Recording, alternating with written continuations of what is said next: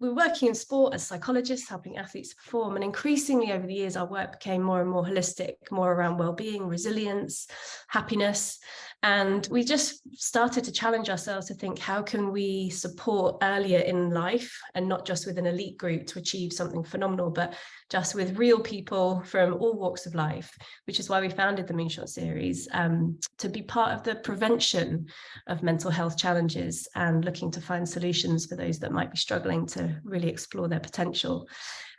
We have had over 180 people register for tonight, which tells us something. There are a lot of very good people out there who are passionate about this topic. And together through this session, I hope that we can share some experiences, support each other, find some answers, make connections. So please feel free throughout this. We're going to be together 6 till 7. Feel free to use the chat function to pop any questions on there. Feel free to raise your hand. We'll do our best to make sure we're scanning and that we don't miss anyone. And feel free to follow up with us afterwards if there's something that you wanted to ask but didn't quite get into. So yes, just a huge thank you for joining us. We have got an amazing panel with us. I'm actually just going to share my screen ever so quickly and just give a little tiny bit of context. Can you all see that okay? Has that come up all right? Okay, so we are so fortunate to be joined by Wendy, Joanna and Andrew.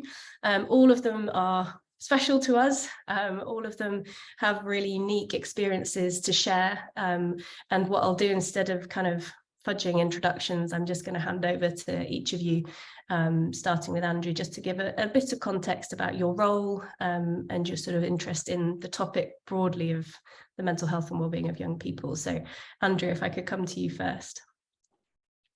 Sure, thanks so much. So yeah, I'm a consultant child psychiatrist in CAMS. I work in Surrey. I in fact work at the sharp end of things in terms of the more troubled young people. So I work in an assertive outreach team. It's the Hope Service. Sorry, who's ringing me? And I work in the sharp end. So that's the crisis service for adolescents. So in a multi-agency service covering health and social care. So very interesting. And we get involved in young people who get, sorry. Do you need to take it? No. Okay. No, after hours. Admitted to psychiatric hospitals. So different from other people's experiences, but good to have a range. That'll do for now. Thank you. Thank you. Yeah, and thank you for taking time out to join us. Coming to you next, Jo. Just tell us a bit about your background. Hi, good evening, everyone. Thank you so much, Katie and Jenna, for having us here tonight.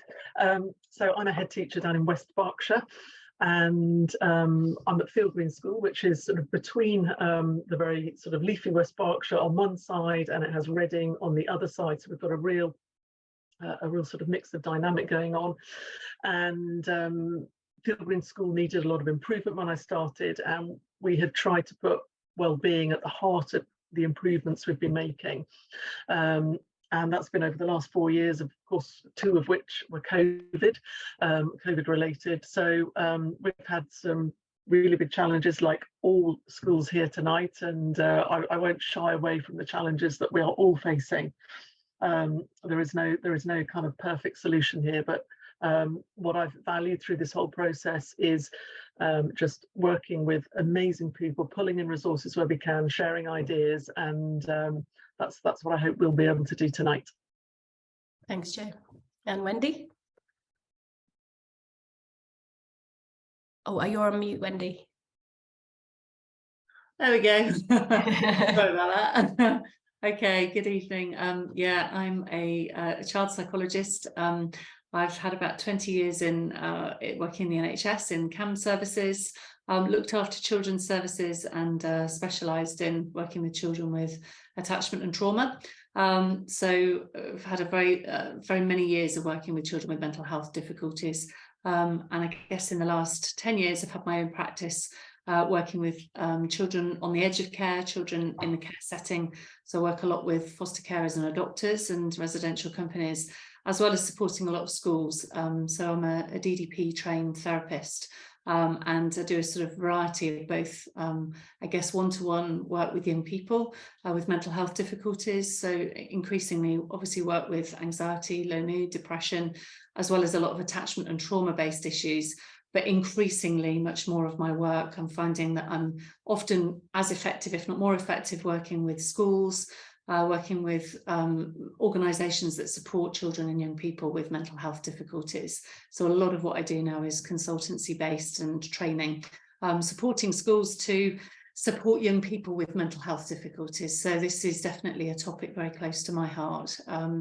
And you guys as teachers and as, I guess, parents who are attending tonight, it's you that we really desperately want to support your young people as best you can, and to see what we can do to support that process, really. So yeah. Thank you. Fantastic. And Jenna, I'm sorry I jumped past you. Hello. Hi, good evening, everyone. I'm Jenna. Yeah, I think you've said it mostly, Katie. We're founders of the Moonshot Series, aiming to take some of the work that we do in human psychology and performance psychology into the school system to help this mental health crisis, I suppose, as we're all talking about it. It's great to be here this evening to share some thoughts around that. Thank you. And so our main goal tonight is to create time and carve out time to learn from the panel, as well as to learn from each other. So we're going to make sure, and everybody has to hold me to this, that we make sure we leave a good chunk of time, at least 20 minutes, maybe even 30, for just open Q&A, because we obviously want to try and be on your agenda as much as possible. We did ask you, and thank you to those of you that completed the sort of questionnaire before coming onto the webinar, we asked you a few simple questions. One of them was, what are you noticing around mental health in young people? Is it the same? Is it worse? Is it better? And you can see here fairly compelling response from you all that you are noticing that things are harder and more challenging. It's really interesting. I was actually with the GB hockey team 2 days ago, and we had an external speaker come in to talk about mental health, and she asked them, when you were at school, do you remember learning about emotions and how your mind works and how to take care of your mental health? Put your hand up, and not one of the team put their hand up. And I was like, are they just feeling shy? This is a straight, but actually it's a reminder of how far we've come. So these were, young men in their 20s and late 20s, and some in their early 30s, that were saying, actually, we didn't really cover it much at school. And I think, those of you that are part of that change, leading that change with young people today, we are moving forward, but clearly we need to do more, we want to do more, and that's why we're here tonight. So another question that we asked you was, how confident do you feel talking to young people about it? So that tells us that's in a pretty good place. That's not what we're going to spend lots of time on tonight. That sense of I trust enough is being done to support young people coming out there as the lowest scoring item. And perhaps we might be able to get into your thoughts and experiences around that later on, and how we can all continue to be part of the solution. When Jenna and I were designing tonight, we thought it'd be really easy to spend an hour talking about the problem and leave feeling down and heavy and weighted. We're not going to do that. So we're going to spend more of our time. What are we noticing? How do we be part of the solution? What are the kind of tools, strategies that we can really apply to move forward? Because that's what you asked for most of all. So the number one request from those of you joining us was practical strategies for schools and parents. So keep us to that. We'll try and keep ourselves to that as well. So I think let's get into it. So I just wanted to start with a really open, deliberately neutral question actually for the panelists. And perhaps I could come to you first, Andrew, around what are you noticing? So in your role on the front line, what are you noticing? Sure. So two things. I guess the one obvious thing is, if you look at surveys, so national data, the numbers of presentations of people with diagnosable mental health problems. You look at the ONS survey, which was completed in 2017, the numbers are creeping up. They're not leaping up, but they're creeping up. So that's a mixture of emotional and behavioural difficulties. One of the striking figures for me is that I think something like 25% of 17-year-olds have reported that they have self-harmed at some point in their lives. 25% is an enormous number. If you look at other surveys, it's even higher than that, but this is the UK-wide Office of National Statistics survey, so well conducted and reliable. But that means to say that things like self-harm are almost normal for young people these days, which is really quite staggering. If you look also at my own business in terms of presentations to crisis services and inpatient services, yes, you've got the same kind of problem with increasing presentations, particularly eating disorders, which have really stepped up at the back end of the pandemic. I think it's leveling out now, but in terms of pressures on inpatient beds, eating disorders and self-harm, but eating disorders really has increased over the last year. And alongside that, some of the sort of studies looking at the outcomes for young people who presented to CAM services, actually they've got worse over the last 10 years, which is quite worrying and alarming, and sort of curious as to how that might be. But either way, the trend is not looking good. The second thing I wanted to mention is a little bit to do with culture. And as you mentioned, Kate, the culture of being able to communicating about feelings certainly has shifted, that people are much better, much more open about talking about feelings. That, however, comes as a little bit of a cost, I think, in that expression of feelings mixed in with media and social media means to say that expression of feelings seems to be such a strong mechanism for communicating difficulties. And then you combine that with rather a medical dialogue, an individualistic dialogue.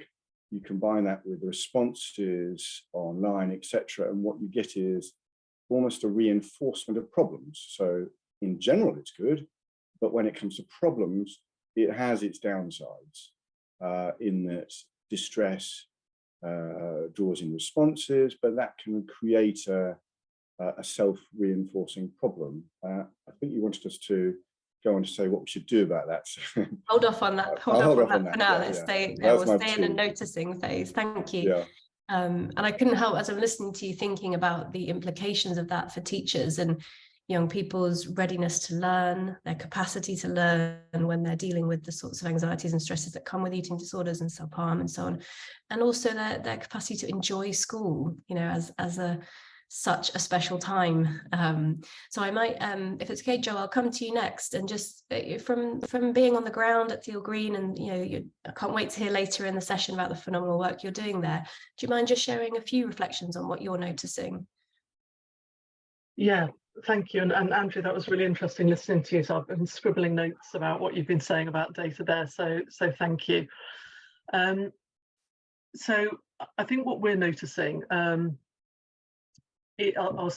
several things. The first most interesting thing is when, I think what we're noticing is when parents are looking for a school for their children at the point of transition.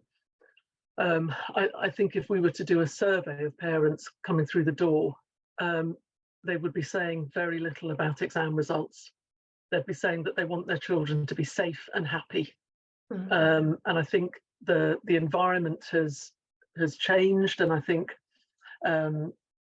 we are sort of past the era, if you like, of schools, you know, widely promoting, you know, top of this league table, top of that league table. Parents want to know how their children are going to be okay, emotionally and personally. I think something that we have noticed is that the gap between our generation and the teenage generation of understanding of issues like social media, issues like vaping, the gap between us has now increased to such a point that we can't pretend to understand what teenagers are dealing with now. 12 years ago, my daughter was 13, and I was entirely in control of her mobile phone and whether she had Facebook or not. It was such a simple thing to manage, and how parents possibly manage what is happening on social media at the moment. It's a daily issue we're dealing with in schools. You know, we're a school that has a if we see your phone, we'll confiscate it policy. What happens outside of school that is coming into school and affecting the education and the focus of children in school, in terms of what they're seeing, hearing, doing on social media is just it's mind-blowing. And so areas like social media and vaping, and vaping causes sort of divisive behaviours where children go and hide together to vape in a way that almost smoking is not an issue in many schools now, but suddenly vaping has hit us from the side like a truck, and they bring about behaviours that will not support children's mental health, but it's suddenly affecting quite a big group of students. So there's the gap between where we are as adults and where teenagers are now, and it feels insurmountable at times. I think what we're noticing is that schools have become very much at the centre of social issues and social problems, and schools are seen as the first port of call for things that we just weren't expected to be dealing with a decade or so ago. And we know that that there is an expectation of when you're as a parent, when your child has a problem, you want your child to be supported. But if we look at the pathway from initial support in a school to a child seeing somebody like Andrew, that is a very long pathway in terms of a timeline, and it's how we're constantly having to sort of look for unique, different, interesting ways to try and support children along that timeline. And then I think lastly, and this is sort of Andrew's point, but from a slightly different angle, when we talk with children about the language of emotion, very few children are equipped to talk about it. And what we're finding is that children's emotions are coming out in quite a sort of, I think, in a way that demands a response, rather than a child being able to work out how they can help themselves and how they can support themselves and how they can use all of us, but to take responsibility for sort of edging themselves and nudging themselves forward. So it feels that more than ever there's an expectation that solutions will be provided, and we don't have solutions, and we do have lots of solutions, but we don't have the level of solution I think that sometimes is expected in schools, or the speed of solution. Yeah, or the speed of it. There was one final thing actually. I think we've moved into a culture where, and I absolutely understand this as a parent, that we're dealing with a lot of scenarios where if parents can get a diagnosis for their child, there is a sort of a belief that will afford extra and different support, and often it doesn't do that, and it's how we work as with our colleagues in for example, locally it's the Emotional Health Academy, which is a sort of a triage onto CAMHS. It's how we work with the SEND team, how we work with parents, and we all work together to actually say, look, what is just the support that the child needs, rather than trying to find the label which may not necessarily bring the support. So it's a real, from schools, I think it's a real mixture of things that we're probably noticing. Thank you. And it's the more Jenna and I work in schools and with young people, with teachers and with parents, I'm so struck by the parallels between performance sport and schools, which might initially seem like two different worlds. But just one quick story. I remember a session recently where a player spoke to me from one of the international teams of selection is really bad for my mental health, was how he started the meeting. And part of me is thinking, you've chosen a career of elite sport. Selection happens at least 8 times a year.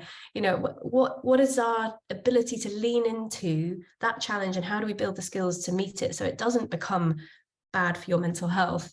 And another moment similar to that, linking back to your point as well, Andrew, we had a fascinating debate with the team from a different sport around confidence and whose job is it to build confidence? Is it the coach's job to give you confidence? Is it your job to create it? Is your teammate's job to, how do we go about taking responsibility whilst also supporting each other. And as with all these moments of nuances, it's never one or the other, it's always both. And so leading in from that, Wendy, could I come to you for a few reflections on, you know, your sense and what you're noticing? Don't forget to unmute yourself. I'm always forgetting that. Yeah, I mean, I would echo the thoughts of both Jo and Andrew, actually. I think, I mean, I obviously work in sort of dual role from the point of view of working therapeutically with young people. I have a huge amount of my work is working with parents and trying to support parents to support their children. And I guess what I have really noticed in the last sort of 5 years in particular is both an escalation in that sort of difficulties that young people have in emotionally regulating and being able to understand and make sense of their emotions, and try and contextualize what's normal and what's everyday kind of teenage stuff that, you know, that youngsters are coming up against as they get into secondary school age in particular, but even through the back end of primary, certainly in that transition phase to secondary school. But also at the same time, I guess, you know, the stresses and pressures that we've been under, you know, not least of all our global pandemic, which of course added a massive curveball for young people, for families, for people who've, you know, had to live in isolation for quite significant periods of time. So massive issues around how to support young people to come out of that, supporting them through that, and then supporting them back into the normal social world, having been so disconnected from their peers, from normal day-to-day school life, and managing the kind of emotional responses to something that none of us had been prepared for, obviously. And I would also second that I think for parents, this is a landscape that like never before. You know, certainly if I compare even my own children, you know, in their 20s to my youngest child who's just at the very tail end of school, massive difference in terms of the pressure of social media, the pressure that continues beyond the school gates, never to be disconnected from their peer groups, never to be disconnected from their day-to-day pressures. So I think for just everyday young people, the landscape has been massively complicated by, you know, those kind of pressures. And then I think when we've got more vulnerable young people who have got more troubled backgrounds, who've been affected by trauma, loss, bereavement, attachment-based difficulties, trauma, or who've come from more vulnerable families, this has escalated massively. So I think certainly what I see therapeutically is young people who are very keen to come and engage in therapy, but quite often I think the response to these issues is give these young people therapy and that will be the cure-all. And it would be lovely to think that I had a magic wand here and that therapy was the magic cure-all fairy dust that we could sprinkle on these youngsters to enable them to cope better. Yeah. But actually, I would say, you know, I would look at the wider system of supporting our families, our parents, to know how to deal with the complexities that they're seeing in their children, to know, you know, what's good enough parenting and how do we manage these challenges we're facing with our children. I think that is absolutely huge, and I think parents get very little support out there now with the kind of challenges that all of us are facing, you know, in terms of social media and also how to support children who are at school and trying to progress through, you know, their school years with all the pressures, the social pressures in particular, as Jo highlighted, I think is massive. So I think there's for me, I think I look at this from a systemic point of view and say, what can we do to support parents? What can we do to support schools and teachers? Because you know, the answers actually do largely lie in the support network that goes around our children and young people. And I think that's where, you know, we should be investing time and energy to support people to be able to respond to some of these complex needs, because I think, as Andrew highlighted, you know, we are seeing young people like never before with quite significant difficulties with self-harm and suicidal ideation, and young people who go from 0 to 100 very dysregulated very quickly. And I think that understanding about what that's about, you know, that there is a trend that's moving in that direction. And I think sometimes because CAM services are so stacked as well, it's almost like young people feel like they've got to demonstrate just how bad this is in order to feel like they can flag that need, which then only exacerbates the pressure on services. But I think, you know, we don't have enough infrastructure to support young people in lots of different contexts, so that they don't have to end up in a therapy room in order to get the support they need, or they don't have to end up in Andrew's office to be able to get that support. It's actually, how do we equip the wider network around the child? That for me, I think makes a massive difference. So the work that I do with schools, I think schools at the moment, like never before, feel the pressure of, not only have we got to deliver the curriculum, but actually before we can get to the curriculum, we've got to support young people to be emotionally regulated in school, so that their thinking brains can switch on and their emotional brains can be regulated, you know, in that capacity to learn. And how do we support teachers to be able to do that when they've got big classes and with children with complex issues? You know, I think that's the challenge, I guess. And I imagine actually, so, you know, building on that, very similar to in the world of sport, what I've noticed is that the mental health and well-being of the head coach is one of the biggest predictors of the well-being, mental health and performance of the team. And when I was a junior sports psych, I used to work lots and lots with one-to-one with athletes. And over the years, sort of 15 years in now, my first starting point is with the coach, because he then sets the tone. She then determines what culture is created, you know, the solutions to the very topic that we're talking about, that we all care so deeply about, are so nuanced, are so holistic. So Jo, I wonder if I could come to you now, just to move into that space of what can we do about it? What have you already, I know that you will be typically modest, so I'm going to encourage you to step out of your comfort zone and actually a moment of reflection and celebration at Theale Green. What have you found has helped? What's made a difference, and what could we be doing more of? Thank you, Katie. Wendy, that was just really brilliant to listen to. I've just made half a page of notes on what you've said, just because it just summarises everything with such clarity. So thank you so much for that. To any I guess teachers on the call, as you get to the end of November, beginning of December, it's always hard to step out and see all the good that's happening in schools when we're in a very, very tricky part of the year. So I'll try and take your advice, Katie. So I think one of the things, and listening to everything that Wendy has just said about trying to equip wider networks to support children.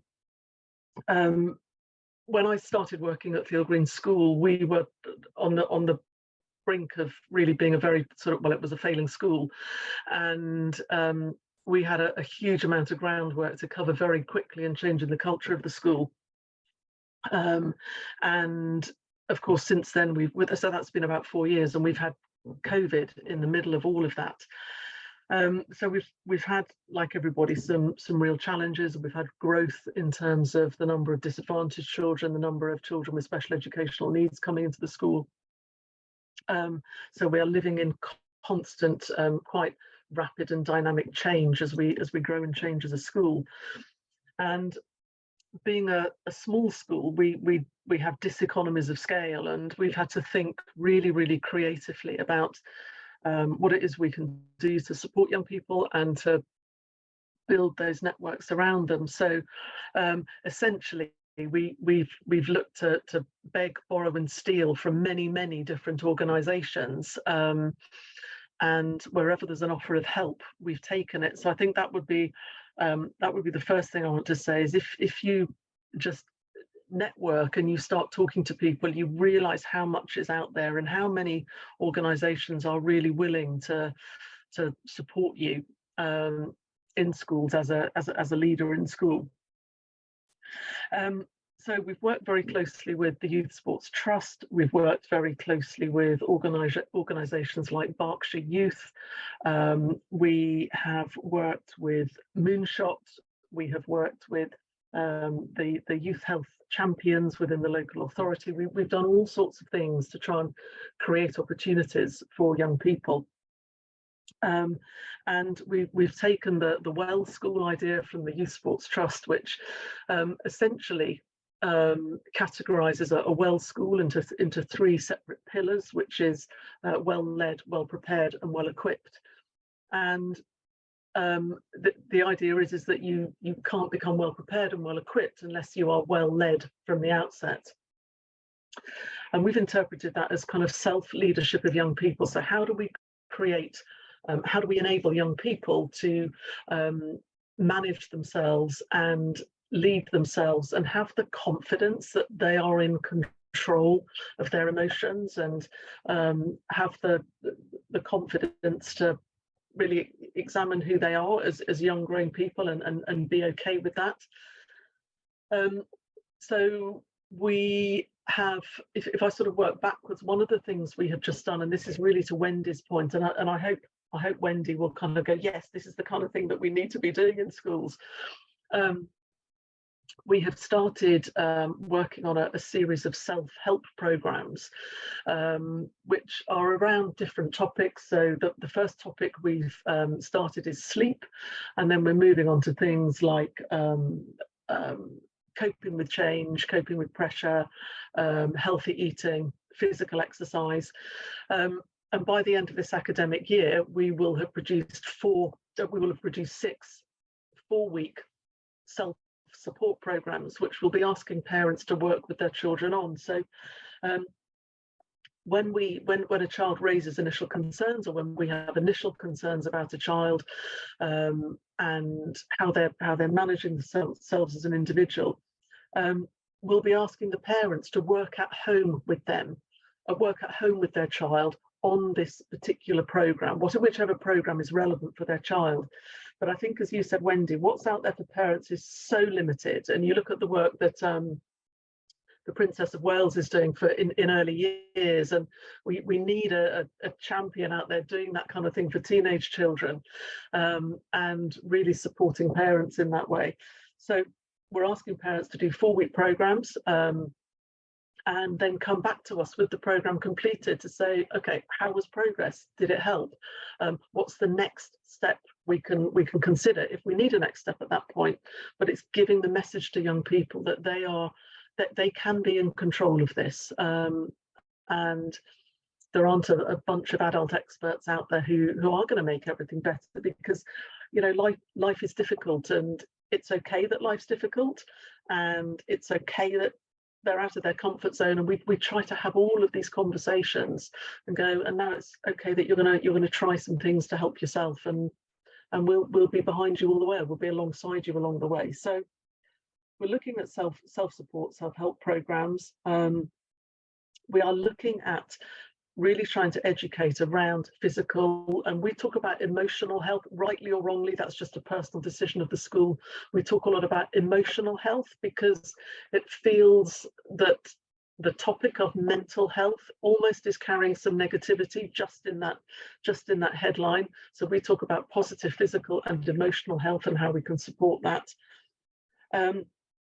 And we are trying to do a lot of work through our RSHE program around children taking responsibility for their emotions. And I will unashamedly say that the work that the opportunity that we had to help pilot some work for Katie and Jenna with their coaching program that they've produced for young people was just an incredible experience. And if I had my way, we'd be petitioning the Department for Education to say, okay, how do programs like this fit in to the national curriculum?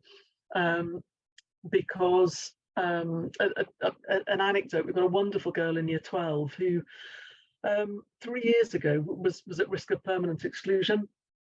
And her father was very, very angry, and he had had a dreadful education many, many years ago at our school, and there was all sorts of anger wrapped up in that. And in year 10, she did, and I led this in the school, which was an amazing opportunity. She did the Moonshot coaching program, and this young lady who was sort of at risk of permanent exclusion in year 9 is now in year 12. I don't know if I've told you this, Katie. She's now in year 12 doing her A-levels, and she talks about her blue brain and her red brain, and she recognizes when she's going into red brain mode. And she's got a great friend who did this course with her, But there's nothing in the national curriculum to give children time. So we're trying to take risks, and we are making decisions about what is right for our children in our school. And they need more programs like that. We've got children working on the Youth Health Champions program, which is a local authority program, but we're giving children an opportunity to reflect on themselves as individuals and give them the space to realize that actually with a calm, thought out environment, we can manage this together. So Coetzee, I've been a bit random there in some of the things I said, but thank you. Can I just jump in as well? Thanks so much, Yeah. Jo. There's been a few questions on the 4-week program. I think it's probably struck a chord with a few people. So just I'll ask 2 or 3 in a row, if that's okay. One question was around how targeted is it? So is it something that's specific for people who need it most, or is it open to everyone? And there was another question around teachers are getting involved in these things and maybe realizing more and more how important it is. How are you finding that it's being received by parents? I'll hold my hands up and say it's really early days. This is one of the things that we've done where we say this is a gut feeling that this is the right thing to do, which is, you know, a lot of what we do in schools. You know, we either sort of look at, you know, the Education Endowment Fund and say, okay, we're going to do this thing because it's really evidenced, or you look at your local context and you go with gut feel. So we're at that stage with it. To try and answer the questions, it's absolutely available to any parent or child, and we've advertised it. We've advertised it to parents and children, that they can access it through a link, or they can have a paper copy and work on it at home. But our pastoral team are targeting particular students with it. So they will contact parents and have, you know, one-to-one discussions with students about it. And what we've seen so far is that parents appreciate the attention on their child. They appreciate the fact that they have got something that they can be involved in. Because back to Wendy's point, it's really hard. There's very little out there for parents, and this is something sort of short, it's achievable. The first one that we've done, which is based on sleep, I have to admit that we have an employee assistant program for our staff, and they've got some amazing 4-week programs, and it was looking at that for staff that made us think, oh my gosh, we could do this for students. This is really important that we make students think that they can help themselves as well. So that's kind of where it came from. So I would be lying if I said I had any data to sort of, you know, talk to you sensibly about at this stage, but by the time we get, it's in our strategic plan that we're going to do this, and, you know, by the end of the year we'll have, you know, data and, well, but school-based data to work out where we go with it. Brilliant, thank you. That's really great, Jo. Sorry, I would love to come to Wendy and Andrew as well. Just one final question on that program. Is that something that parents come into the schools to find out more about, or is it all communicated sort of email, online? How does the format work? Yeah, for a targeted child, it would be communicated on the phone, online, but, you know, in a conversation with parents. But the parents are being asked to come back in to talk about how the child has done. And because we introduced this at the beginning of October, we're only just starting to call parents back in for those meetings. But again, because children and parents are investing in it, our very sort of, you know, very small straw poll is telling us that parents are happy to do that, because it's an investment in their child that they're making and we're making together. Brilliant. Yeah, really great. Thanks so much, Jo, for sharing that. Really interesting to hear some specifics around that as well. Let's come, any questions, by the way, from anyone in the room? You can either pop it in the chat box, or just if you go into reactions at the bottom of Zoom, you can raise your hand and we'll come to you that way. Wendy, how about we come to you next, just in terms of the picture over the next few years, 5 to 10 years, let's say, what's your view on what could be done in this area? Yeah, it's really interesting listening to Jo actually about all the things that they've been doing in school, which is really encouraging and really positive, because you know it is that proactive response in schools, and I think it's several fold really. I think there's something about I love what you were saying, Jo, about that need to kind of come to this sort of systemic idea of being able to look at what we're doing from a sort of leadership point of view. So modelling, I suppose what I would call modelling the model of what we want to put out there. And that really comes from the leadership of the school, that openness and that willingness to acknowledge some of the difficulties that we're supporting young people with, and our willingness and our openness to being able to have those conversations with children and young people, as well as with our staff.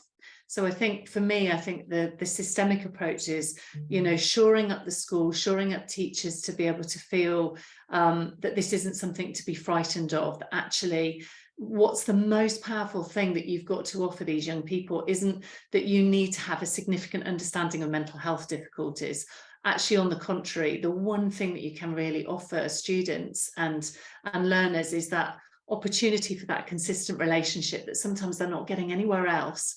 You know, school is such a massive part of children's lives, and teachers have such a significant role to play in just offering this simplicity of relationship. And for our young people, I think so much of the disconnection that's out there at the moment in the world generally, social media and, you know, all the distractions, if you like, all the noise that there is to take children away from emotionally connecting. And it's that helps children to feel regulated, to feel seen, to feel understood. So I think teachers are in a really fantastic, unique position to just see themselves, if nothing else, almost like parking the curriculum. And I know that's a really important deal, incidentally, but actually the most important thing that they've got to offer is relationship to students, and to feel, for those students to feel seen. Because for some of our, particularly our really vulnerable learners, sometimes, you know, you may be the only person in their day to really express that interest in them, or to just take a couple of minutes. And I know that's hard in a,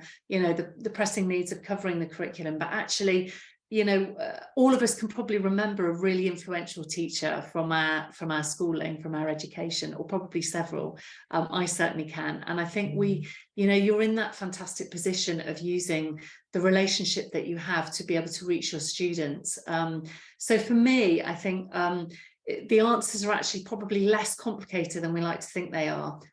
For me, I think a lot of, you know, the work that I do with schools is very much about equipping staff using something called PACE training, you know, helping them to develop this relational approach, and seeing that what they've got is actually probably already in their toolkit. They've underestimated its power and what it can do. But alongside that, I think also the landscape in terms of supporting parents, I see it all the time. Parents who, you know, quite often, as I say, people think therapy, that's the answer, get children in front of a psychologist and we can work therapeutically with them. And quite often I'm kind of doing myself out of a job here, but I'm not, because there's an abundance of work. But actually therapy is just the tip of the iceberg. It's what we're doing to support parents and the structure around children. So parents are such a key part of that.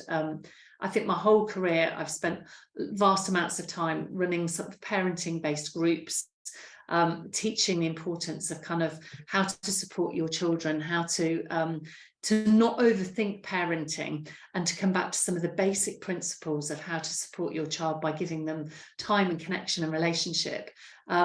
But it relies on adults being regulated to do that. So for me, I think there's a lot of work on supporting education staff with their own well-being, the pressure of, you know, all the stuff that's on teachers to deliver curriculum alongside all these other difficulties within school of supporting youngsters. And for me, I think it's also staff well-being. So it's lovely to hear, Jo, you talking about your, you know, your employment assistance programs. Those are really important, that staff are also regulated to be able to do that relationship-based teaching. For me, that's that's where it's at, is investing in supporting staff and supporting schools and supporting parents. So whatever we can do to do that, I think for me, that's far more important than those little, you know, if you think about just the time that young people come to see either Andrew or myself, it's a drop in the ocean. It's an hour every 2 weeks. But what you guys do day to day to day, and what parents do, is, you know, therapeutic relational sort of approaches. Anyway, I could be off all day. I'm sorry, Kate. No, I love it. Just very quickly, Wendy, actually, just linking to what you were just saying there, I remember reading somewhere that young people will spend 20,000 hours at school.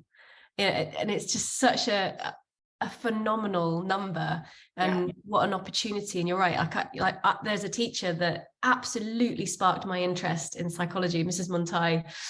To this day, you know, 20 odd years later, I remember her. I remember the way she spoke to me. I remember the way she helped me come back after not getting a good grade, like how to think differently about it, how to enjoy creating a better response to a question. Like, I'm forever grateful to her.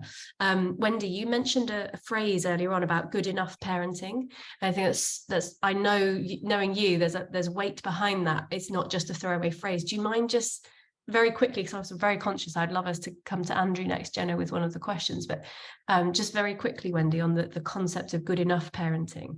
Yeah, I mean, it's, for me, I think there's so much pressure out there to kind of deliver the perfect parenting model. And I think really what we're coming back to is that ability to connect with your child, that ability to hold space for your child, that ability to be able to know that we can get it wrong. I mean, we've got permission to get it wrong. I get it wrong very frequently. And with my children, I'm very happy to hold my hands up and say that. And I think actually it's really important to model getting it wrong sometimes, because, you know, none of us is perfect, right? Perfect parenting's out the window. I think it's good enough is good enough. So, you know, 65% of the time, you know, being able to offer that consistency in the way that we respond, and being able to make, for me, I think so much of it's about making time and reaching out to your children, because increasingly I see kids who are locking themselves away in their rooms, and they're on screens, they're on devices, they're on phones, they're on games. And it's that interaction that I think we're seeing the impact of, that lack of one-to-one with your child. And that's as simple as either joining them on the game, or sitting down for supper with them, or taking a walk in the park with them, or driving them to wherever it is that they're going, and making the most of those opportunities. But, you know, perfect parenting is not where it's at. It's just that ability to connect, to emotionally connect with your child and know them. Thanks, Wendy. And one more question for you before we head over to Andrew. You talked a little bit earlier about the systemic perspective in helping solve this and helping contribute and supporting this. Can you pinpoint any more specifics around what that might look like? So I think, I mean, just examples of that would be where we have got young people, really vulnerable young people, who are supported by that network that communicates with one another, which is so hard when people are, you know, professionals are pulled in so many directions. But where we see the greatest success, I think, where I've worked with young people, is that I try to ensure that I connect with the school that they're working with, and support them to understand the child's needs, so that the parent, the school, and everyone around that child are adopting the same approach and have that same level of understanding, because all behaviour is communication, right? So if we're seeing children with difficult behaviours in school, or are exhibiting concerning mental health difficulties, what's that about? What's that telling us? What's going on for them? What's their story? And I think it's co-creating a narrative, so that everyone that's with and has a relationship with that child has that same level of understanding and knows what that young person needs, and that the young person's also at the centre of that, so they're also involved in offering some insight as to what's going on for them. So that sort of shared, joined up approach, for me, it's sort of like a team around the child approach, I think for me is absolutely vital, always. Brilliant. Team around the child. Behaviour is communication. Love those. Really great. Thanks so much, Wendy. Andrew, last but most definitely not least, let's come over to you. Where do you think, I suppose, the solutions lie as we move forward with regards to what we're talking about? Sure. In line with the brief, I was going to sort of pick up on two things. The first is, we're talking a tiny bit about the paradigm of mental health. I think it's problematic because it's internally focused and a medical model as such, which has been promoted an awful lot. Whereas I think the future really needs to be much more collaborative. And I think that's saying the same thing in a slightly different way to Joe and Wendy, that we need to do stuff together, we need to be connected, we need to have fun together, have a sense of success. School is obviously a place where people should learn and should thrive. Clearly, that's not the case for everybody, and that becomes quite a problem. But I suppose the point I'm trying to make is that when difficulties arrive, the temptation is to say, well, we don't know what to do, or I think as Joe said, Joe teaches young people to understand that adults are not going to sort them out. I think it was something like that, which is very true, because that fits with the assumption that I've got a problem that a health person or a trained professional is going to sort out. I don't think that's true, because we exist in communities, we exist as part of networks, as Wendy is saying. We don't get confidence from people telling us we're confident. We get confidence from trying, achieving, struggling, falling over and getting up again. Yeah. And in terms of parents and the schools, I think it's important to guard against depending on professionals. As a professional, again, at the sharp end, I think I'm working really hard here, and I'm not sure it's making a lot of difference. My advice to you is get out and do some stuff, try and make some friends, have some fun, etc., etc. Don't come listen to me. Also, because I'm too much of the charm, I dish out advice left, right, and centre, and somebody sometimes come back and take some advice, and I'm so surprised. So don't get too excited by professional advice. And sort of Andrew, is that just you because you want to spend more time in the mountains? Having just said, was it Nepal you're just back from? That's right. Oh, don't invite Sorry, I interrupted your flow. Yeah, so what a cultural paradigm shift, so different. Yeah, similar to that, I touched on social media as a problem. It's a fantastic tool, but when people get into a problem, it can become a real curse. And sort of similar to Wendy and Joe, I think some of the antidotes to that are about encouraging kids to build good habits in terms of phone time, the social etiquette of what's communicated, how it's communicated. Build good habits, build good relationships, stick with difficulties, and in lots of ways keep doing stuff. And again, some of the programs that Moonshot have been working towards, Joe's been working towards, is about a lot of those things. Doing things, overcoming difficulties, staying connected, finding some success. All those things are so desperately important, and I think in the longer term are a lot more important than therapies and medicines and diagnoses and stuff. I've got a little bit of top tips for the day. Yeah, thanks, Andrew. I've just put in the chat box as well. There's a really great book called Atomic Habits by James Clear, which I think out and out is one of my favorites, because it's so tangible in terms of how you can help yourself by building great habits, little small things every day, to help mental, physical, emotional health. Ellie, let's come to you. Got a question. I don't know if it's for Andrew or who it's for, but what do you want? Thank you. It was just a reflection, really. I'm a parent carer. I'm also an advocate and a campaigner, and we work with schools and the system really to challenge and offer the lived experience of parents whose children fall out of education, primarily due to a social, emotional and mental health need. And I guess one of the things I'd really encourage everyone to hold in mind is, yes, we want children to be independent, to be resilient, to be articulate in being able to access support, but actually children are dependent on the adults around them, and that's okay. So it's about striking that balance with being aware that whilst we want children to be independent, it is okay for them to seek support, to need to co-regulate, and to be dependent on adults. And the other thing I'd sort of talk about, which hasn't been mentioned at all, is that everybody has a different baseline. So we haven't mentioned poverty, we haven't mentioned being a young carer. There are lots and lots and lots of reasons why everyone has a different baseline, and why that window of tolerance, that ability and that resilience that we want young people to end up with, is actually nurtured. It's not sort of an expectation that children then feel that they fail at. It's built in partnership, in relationship, through co-regulation, and through compassion and understanding and kindness and flexibility. Ellie, I absolutely love what you're sharing, and I'm so conscious we have 3 minutes left, and I think there's a little football match that some people might be talking about, but I couldn't agree more. What I just wish is that we had more time. I'm going to come over to Joe, who's raised your hand, and then we will wrap up. I think you might be muted. Yeah, I'll be 30 seconds, Katie. Ellie, I absolutely concur with everything you've just said, and I love your Ellie Costello at Team Square Peg. I think that's just brilliant. I absolutely concur with you.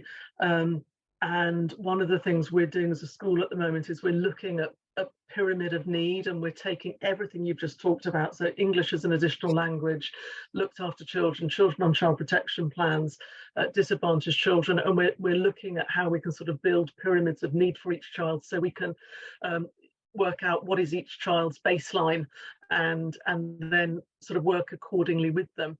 And the more we can do this generalized work that's been talking about tonight, the more opportunity we've then got for focusing the right needs on the right children. I'm so glad you give me a thumbs up, because you're passionate in what you say, and you're absolutely spot on, and completely agree with you. Thank you for that, Ellie. Thank you, Katie.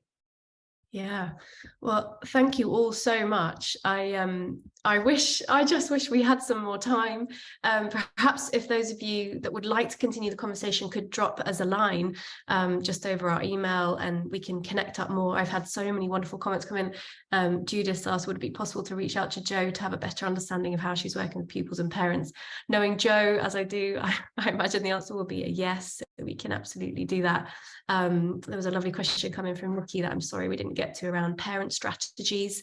It could be something that we look at in future sessions if there's an appetite for it. There's so much that Jenna said this to me. I'm the eternal optimist, like, oh, we'll have loads of time, and Jenna said to me, it will fly by. And Jenna, once again, you are the wisdom in our partnership. There's been so much that we've touched on and learnt about from our panelists, you know, from the questions that have come forward, you know, whether from all behaviour makes sense in context, all behaviour is a communication.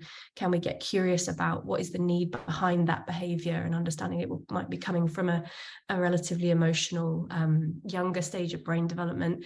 The sense of the relationship, the magic that is in that yes, we can always learn more. There are more tools, techniques, strategies, but first and foremost, that classic, people don't care how much you know until they know how much you care. And every single one of us has the potential to help a young person feel seen, heard, understood through the simplest of tools of listening and asking open questions and bringing compassion to that. To that sense that, yeah, I love that from you, Andrew, that confidence does not come from being told. It comes from action, from mistakes, from learning, from seeing it, and seeing what you're capable of through your behaviour, through your commitment, through taking action rather than waiting to feel confident. You know, for us, there's, from Ellie's point there, really kind of broadening our minds out at the end, that everybody has a different baseline and different starting point. Our belief as psychologists is that everybody can learn and grow with the right support around them, whether that's through a course like Spark, which we run, whether that's through the sort of self-support programs that Jo's talking about, whether that's through something completely different that we haven't had time for. Let's just keep this conversation going. So thank you so much for joining us. Those of you that are off to watch the football, have a good night. And we hope to connect again soon. So please do stay in touch. And thank you again. It's been a real pleasure. Thanks so much. Take care. Thank you very much. Take care. Thank you. Thank you.